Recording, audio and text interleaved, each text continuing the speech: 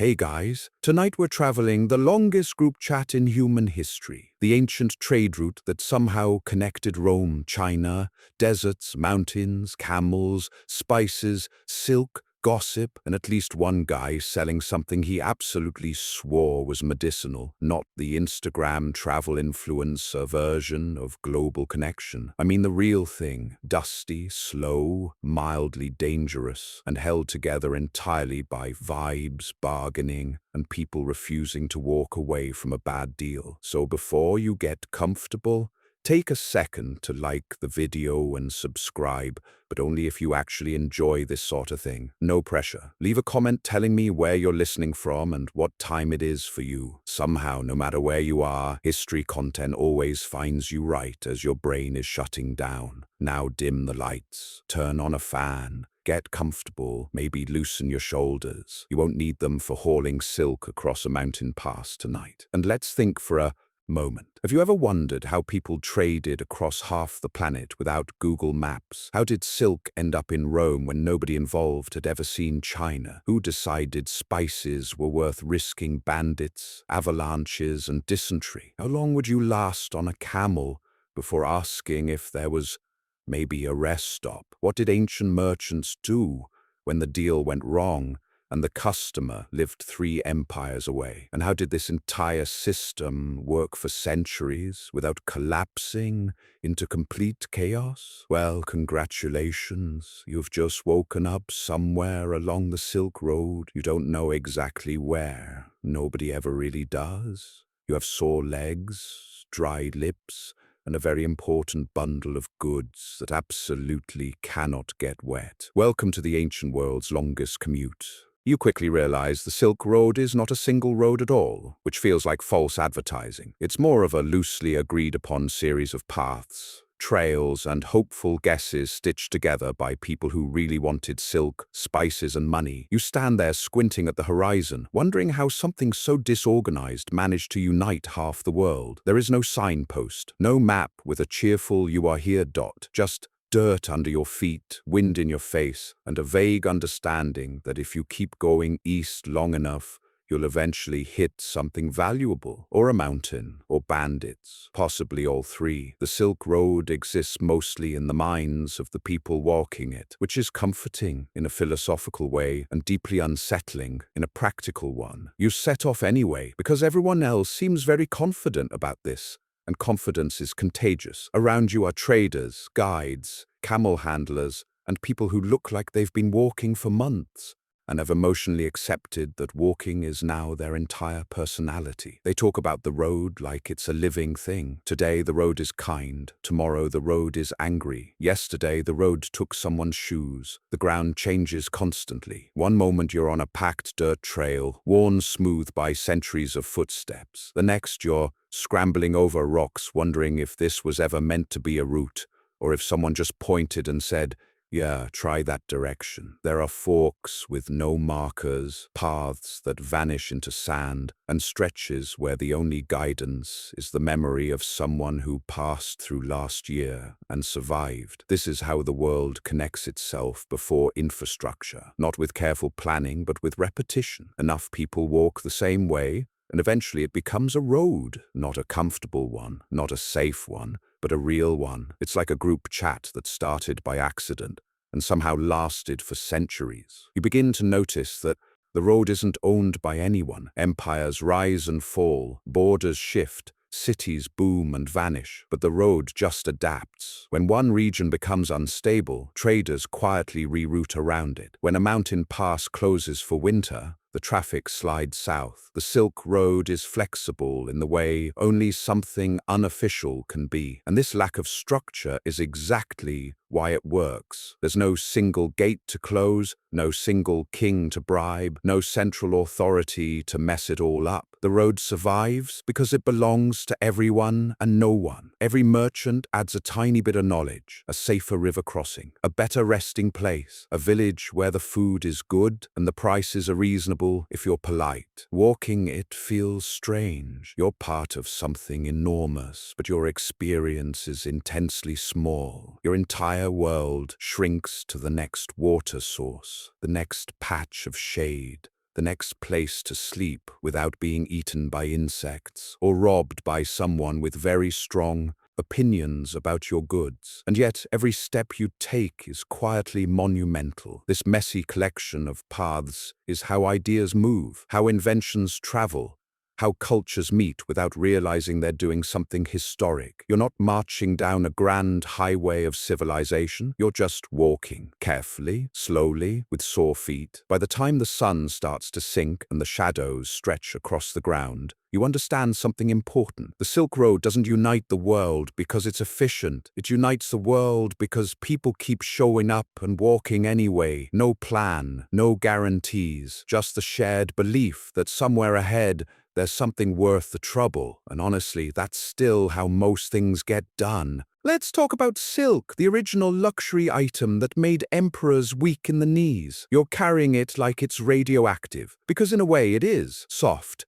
shimmering, and worth more than gold. Silk is the reason you're walking instead of sleeping in your own bed right now. The bundle in your hands doesn't look impressive to a modern eye. It's light, it doesn't sparkle, it doesn't beep or glow or come with instructions. And yet entire empires are quietly rearranging themselves around this fabric. Wars have been fought over it. Laws have been written about who is and is not allowed to wear it. People have lied, cheated, and crossed deserts just to touch it. Silk is confusing like that. It doesn't scream value, it whispers it. When you run your fingers across it, it feels unreal, like water pretending to be cloth. It doesn't itch, it doesn't fight back, it just exists, smooth and calm, as if it knows exactly how much trouble it's caused and feels absolutely no remorse. You know, vaguely, that it comes from China. Not a place you've been, not a place you could point to on a map with any confidence. Just a distant, almost mythical land where this fabric is made, using a process so secretive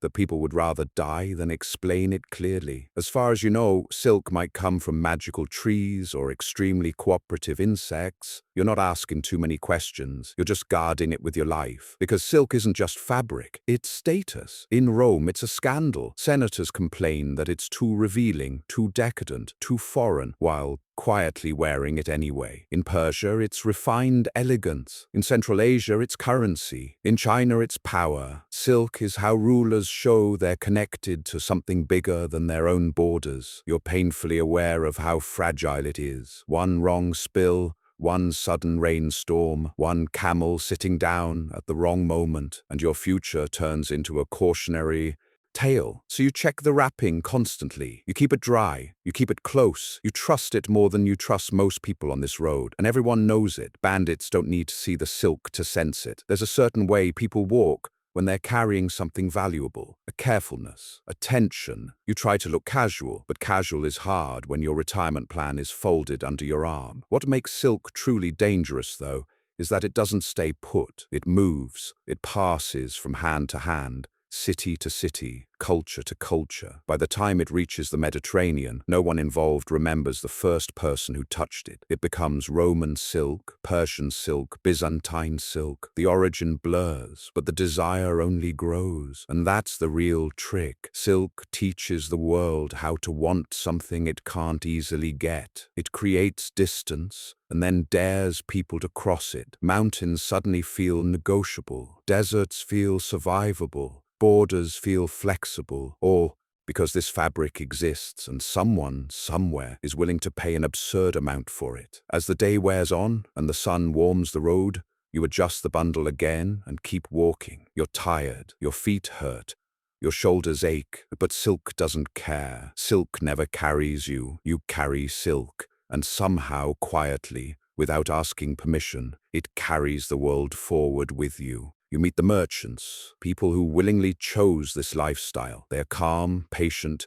and deeply tired. These are professionals who can haggle in 5 languages, sleep anywhere, and sense a scam before it even introduces itself. You wonder if they ever stop moving, or if this road simply becomes their entire personality. They don't announce themselves. You recognize them by posture alone, a certain forward lean, like someone permanently bracing against wind, bureaucracy, and disappointment. Their eyes are sharp but relaxed, the look of people who have seen enough surprises to stop being surprised. If the Silk Road had employee badges, these people would have the most faded ones. Merchants are walking archives. They remember which towns are friendly this year and which ones suddenly charge extra taxes for reasons no one can explain. They know which mountain passes are safe after snow melt and which inns pretend to be full when they see you coming. They share this information quietly, usually over food, never loudly because knowledge is currency and you don't flash currency. Their packs are works of art. Everything has a place, nothing rattles.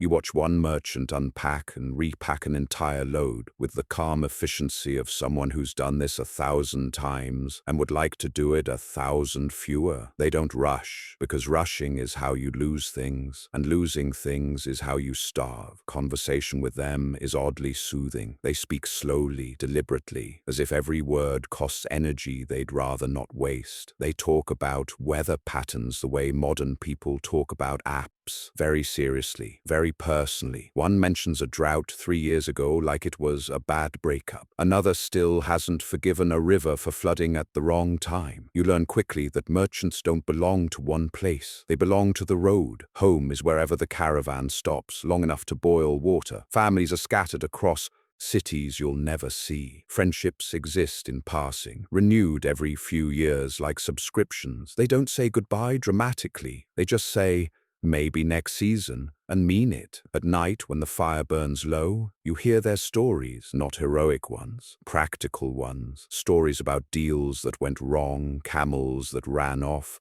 partners who vanished, cities that disappeared. No one romanticizes it. Romance is for people who don't have to wake up at dawn and walk again. They laugh quietly at your questions. You ask how long the journey takes. They shrug. Depends on weather, on politics, on luck, on whether someone ahead of you made a bad decision that ripples backward. The road is unpredictable, and merchants accept this the way sailors accept the sea. Complaining doesn't help. Preparation does. You notice something else. Merchants are patient in a way modern people rarely are. They wait days for the right price, weeks for the right season, months for the right opportunity. They understand that time is not something you fight, it's something you ride, like a very slow animal that eventually gets you where you need to go. When a deal finally happens, it's almost anticlimactic. No celebration, just nods, quiet counting, careful wrapping. Success is silent. The real victory is continuing, waking up tomorrow with enough to keep moving. As the caravan settles and the fire fades,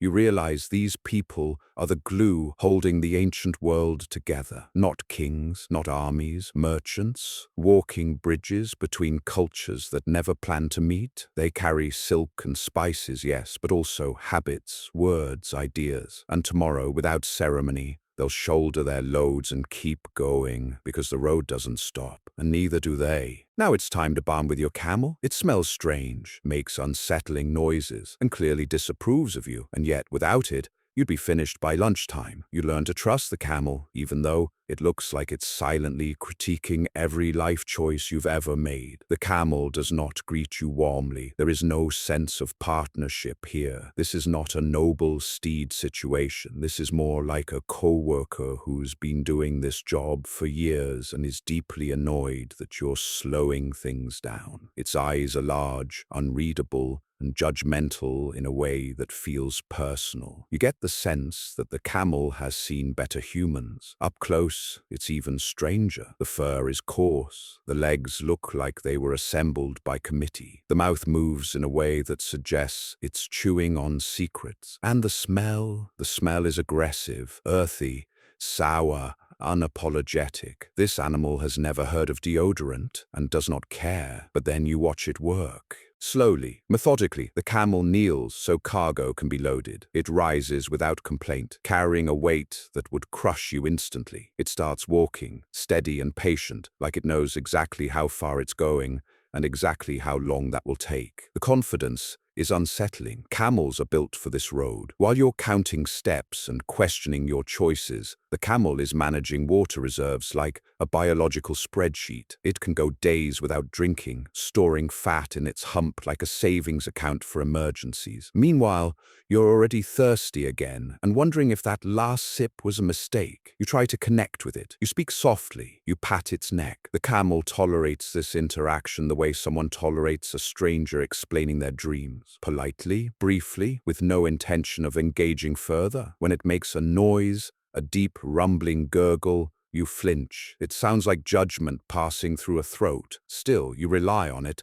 completely. When the heat presses down and the horizon blurs, the camel keeps moving. When sand gets everywhere, the camel closes its nostrils, like it's done this 1,000 times, because it has. This is not new for the camel. You are the problem here. At rest stops, you watch how others treat their camels, with respect, with caution. Nobody rushes them, nobody yells. You don't rush a creature that can spit, bite, and sit down out of pure spite. Camels remember slights. This is common knowledge. Somewhere along the road, someone definitely learned that the hard way. At night, when the caravan settles, the camel folds itself down and rests with a sigh that sounds like disappointment. You sit nearby, sore and exhausted, and suddenly understand the arrangement. The camel does the hard part. You just try not to mess it up. And here's the thing you didn't expect. You start to trust it, not emotionally, practically. The camel knows where to step. It senses when the ground is bad.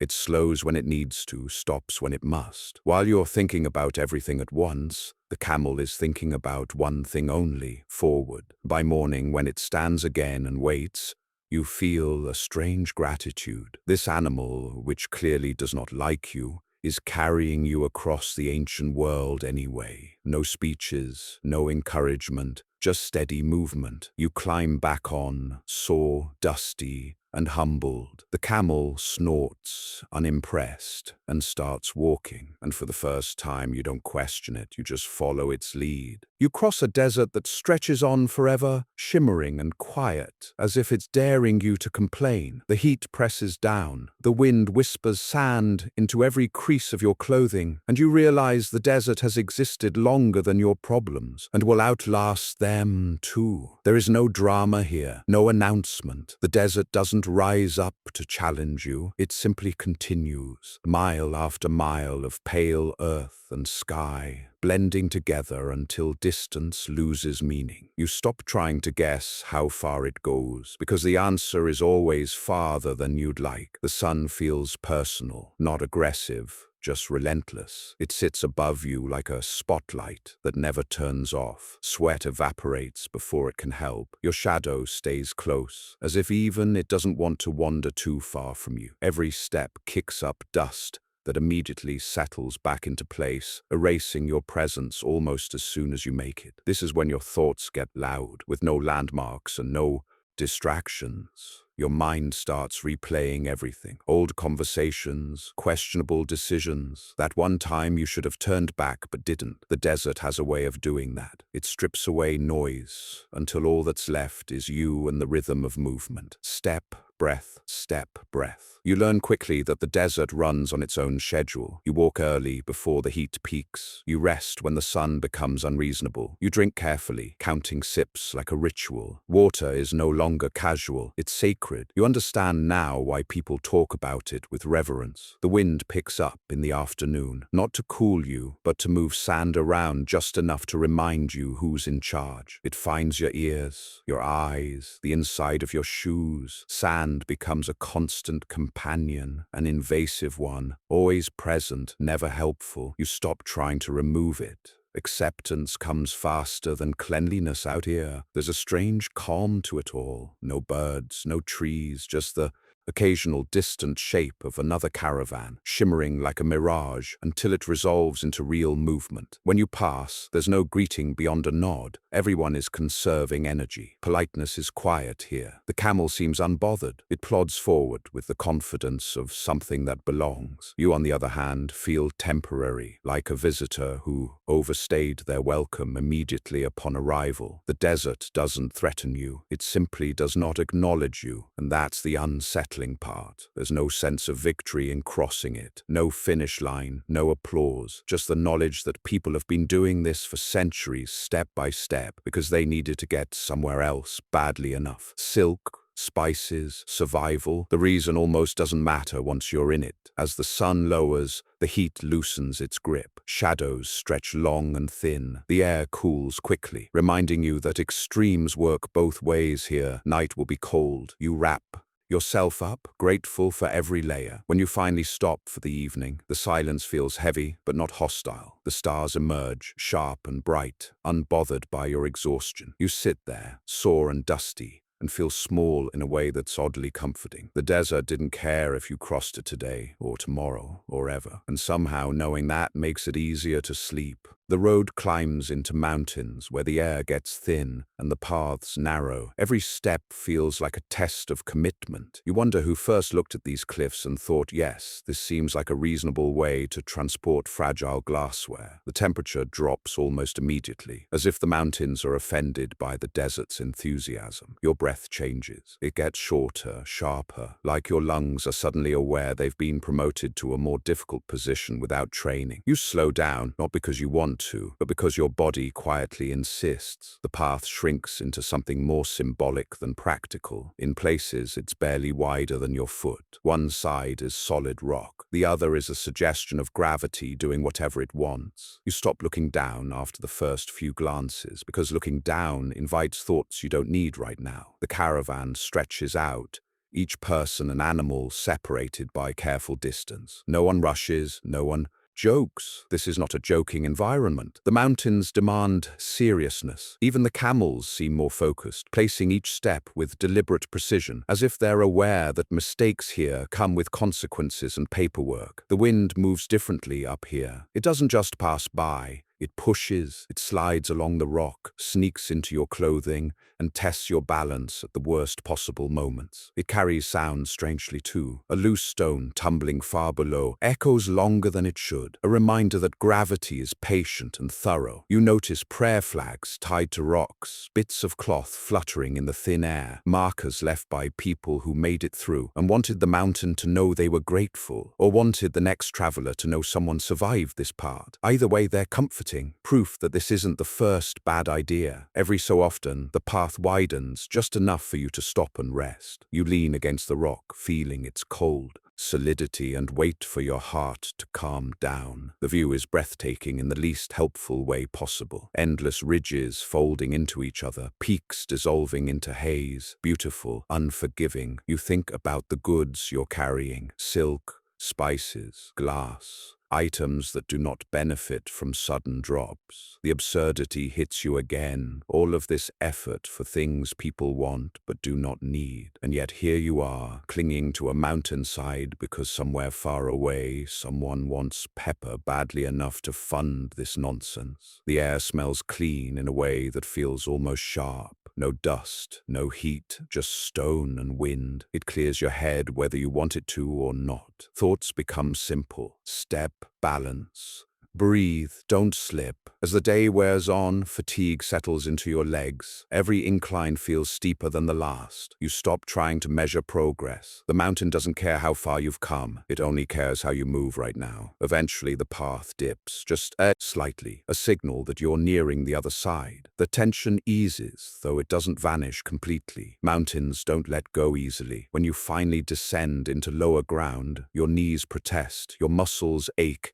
and your nerves feel frayed. But you're through. You made the bad decision and survived it. You look back once, just once, at the peaks behind you. They're already quiet again, as if nothing happened, and you keep walking because the road, inconveniently, continues. At last, a caravanserai appears, a dusty fortress promising food, water, and safety. You collapse inside with traders from places you've only heard rumors about. For one night, the world gathers around a fire, sharing meals, stories, and wildly conflicting opinions. From the outside, it looks plain, thick walls, a single heavy gate, no decoration, no welcome sign, just the quiet confidence of a place that has seen enough travelers to stop being impressed. But once you step inside, the atmosphere shifts immediately. The noise of the road fades, replaced by voices, footsteps, and the comforting chaos of people who have survived the day. You're hit with smells first: cooked grain, smoke, animals, something vaguely spicy, and something else that probably shouldn't be identified. It's not pleasant exactly, but it's familiar, human, alive. After days of silence and wind, it feels like stepping back into civilization. Even if civilization here is a bit dusty and loud, you find a spot along the courtyard wall and lower yourself down, legs trembling with relief. Around you, merchants unload goods, checking bundles like anxious parents. Camels groan as they kneel, clearly pleased to be done for the night. Water is poured carefully, rationed but appreciated. Everyone moves with the practiced efficiency of people who know this routine well. The fire becomes the center of gravity. People gather close, drawn by warmth and food. Languages overlap. You catch fragments of conversations you half understand. Someone is complaining about taxes. Someone else insists the price of silk will double by spring. Another claims to have seen snow in a place where snow absolutely should not exist. No one argues too hard. Truth on the Silk Road is flexible. Food is simple and deeply satisfying. Flatbread, stew, something roasted that you don't ask too many questions about. You eat slowly, savoring the luxury of a meal that doesn't involve walking. The warmth spreads through you, loosening muscles that have been clenched for days. Stories emerge as naturally as the firelight. Tales of bandits avoided, deals won, cities lost to time. Some stories are warnings, others are clearly exaggerated. You listen anyway. This is how information travels here. Not in books, not in proclamations. Around fires, passed mouth to ear, shaped by memory and mood. You realize that caravanserais are more than rest stops. They are filters. Ideas pause here, mix and move on slightly changed. A recipe shared, a phrase borrowed, a belief questioned. Tomorrow, each traveler will carry something new with them, often without realizing it. As the night deepens, the conversations soften, laughter quiets, people settle into sleep wherever they can find space. The walls do their job, keeping danger at a respectful distance. For once, you don't need to keep watch. That responsibility belongs to the fortress. You lie back, staring up at the open sky framed by stone. The stars feel closer,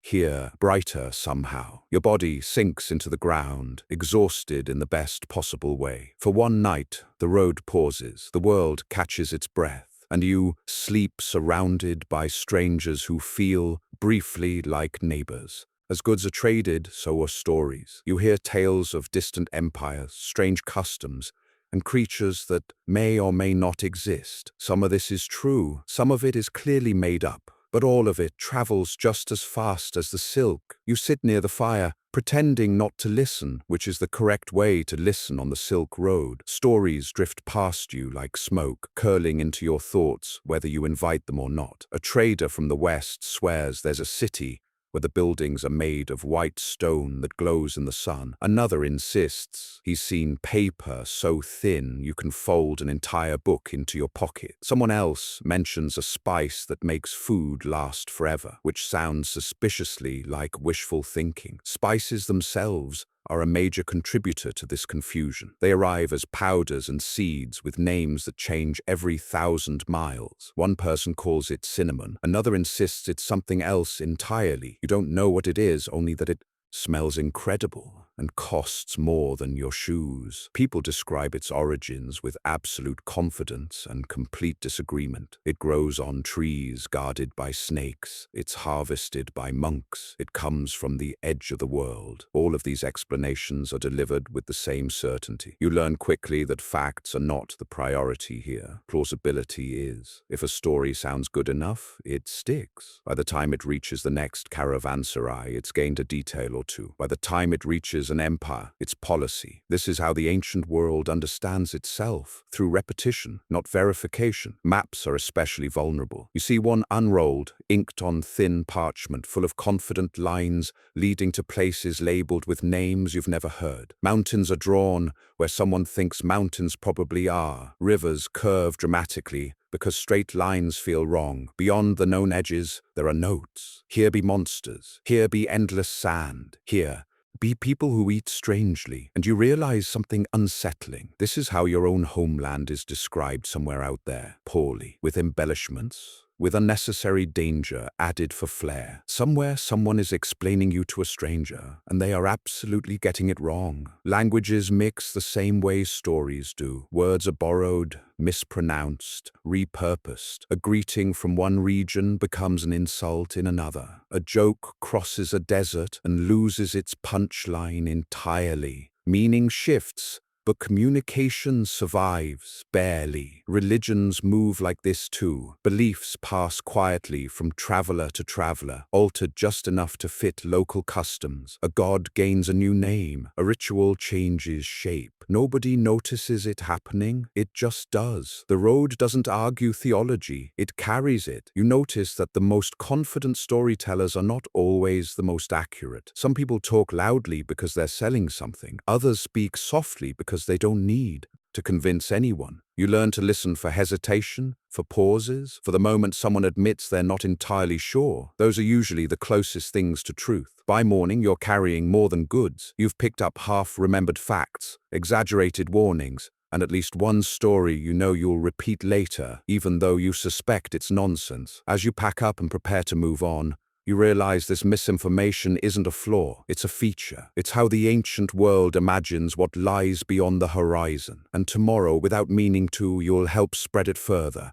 Without realizing it, you're not just moving objects, you're carrying ideas. Religions, inventions, music, and recipes slip quietly along the road, changing societies without ever asking permission. You begin to sense that this trade route is doing more than commerce. It's rewriting the world. At first, you don't notice it happening. You think you're just walking, trading, surviving. But then you hear a prayer spoken in a language that isn't quite native to the place you're standing. You see a cooking technique used somewhere it didn't exist a generation ago. You hear a melody played on an instrument that's been slightly redesigned to suit local hands. The changes are small, almost polite, and then suddenly they're everywhere. Paper is a good example. Somewhere far to the east, it's already common, lightweight, practical, revolutionary. By the time you hear about it, people are still skeptical. Why write on something that tears so easily? Clay lasts forever.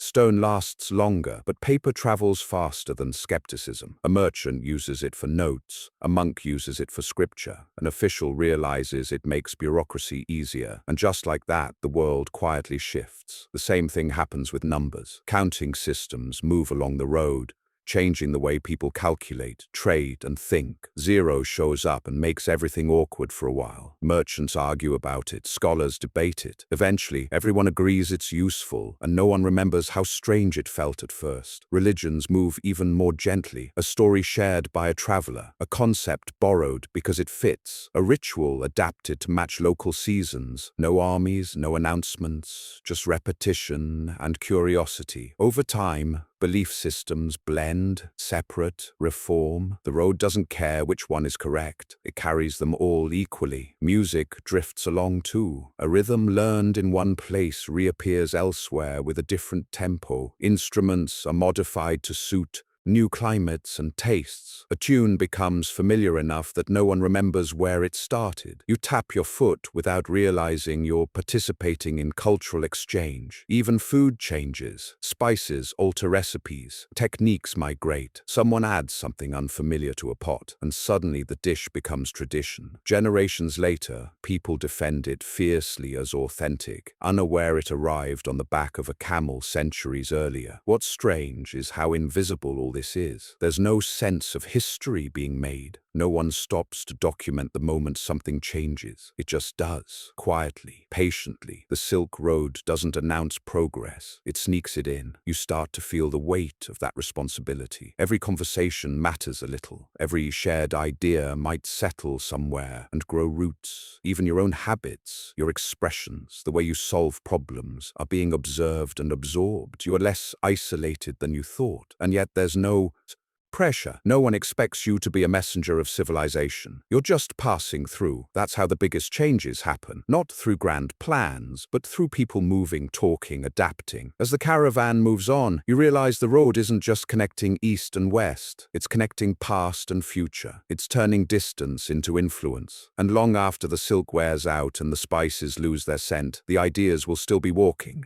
By the time you stop to rest, you understand something important. The Silk Road isn't about speed or efficiency, it's about connection. Slow, fragile, human connection. A reminder that even in the ancient world, people were curious, ambitious, and willing to go very far just to see what was on the other side. You feel it in your body first. The accumulated miles, the soreness that doesn't fully go away, even after resting. This road does not rush you, and it does not reward haste. It works on a different scale. Days blend together. Regions change gradually, almost politely, as if easing you into new languages, new customs, new ways of being human. No one along the Silk Road has the full picture. Not you, not the merchants, not even the rulers taxing it from afar. Each person understands only their stretch of the journey, a valley, a city, a mountain pass. And yet somehow the whole thing holds together. Goods make it across continents. Ideas survive the trip.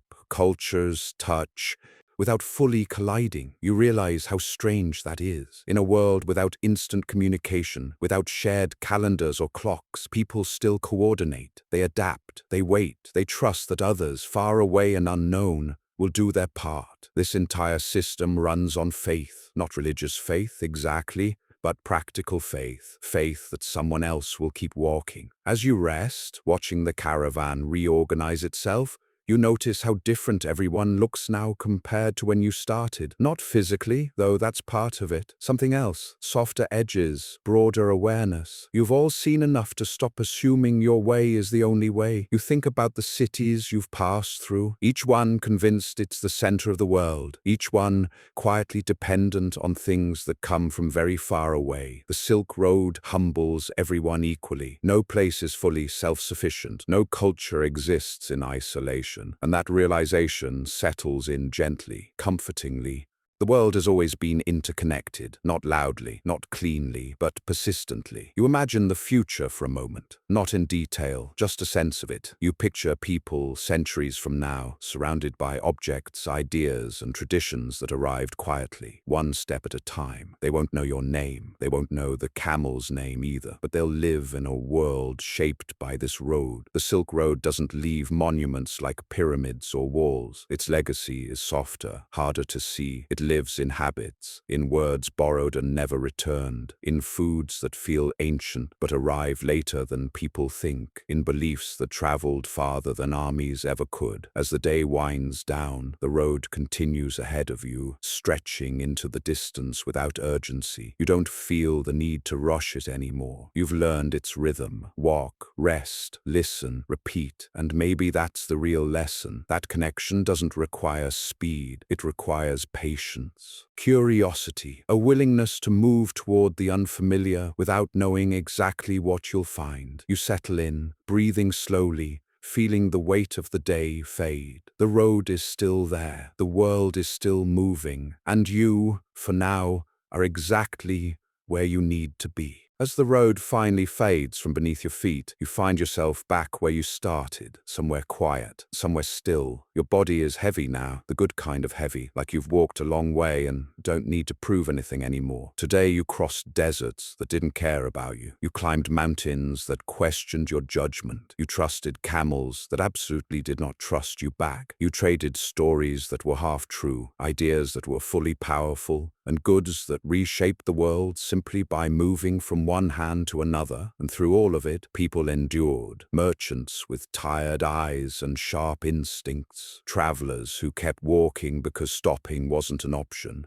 Entire civilizations connected not by conquest or speed, but by patience, curiosity, and a shared willingness to keep going one step at a time. The Silk Road reminds us that the world has always been linked long before screens and signals made it feel instant. That connection used to be slow, fragile, human. It required sore feet, cold nights, bad decisions, and a remarkable amount of trust in strangers. So tonight, as you lie in your own bed, maybe with clean sheets, steady walls, and water that appears when you turn a handle, take a quiet moment to appreciate that comfort. Whisper a small thank you to the people who crossed continents without knowing where they'd sleep next, to those who carried silk, spices, stories, and ideas so that the world could slowly become what it is now. Because history isn't just battles and dates. Sometimes it's a long walk, a shared meal, and a story told by firelight. And now, you don't need to walk anymore. The road can keep going without you. Let your thoughts slow. Let the world grow quiet again. Sleep well.